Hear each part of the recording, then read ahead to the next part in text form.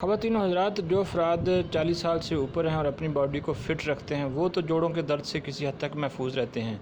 जो रोज़ाना वॉकिंग करते हैं, अपनी डाइट का ख्याल रखते हैं और अपनी सेहत का ख्याल रखते हैं। लेकिन आम अफराद जो इतना ख्याल नहीं रखते, तो अक्सर अफराद को जोड़ों में, घुटनों में कमर दर्द की शिकायत करते हुए आप देखेंगे। तो इसके लिए देसी अद्वियात लोग बनाने से ना वो कतराते हैं कि जनाब इतने जतन कौन करे।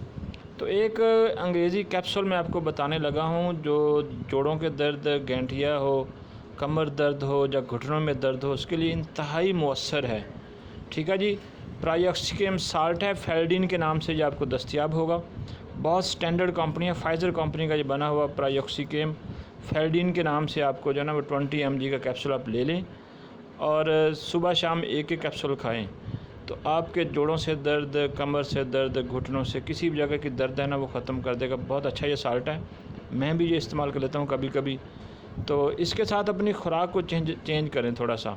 ठीक है जी। तली हुई चीज़ें ना खाएं और अंजीर का इस्तेमाल जो है ना वो साथ करें।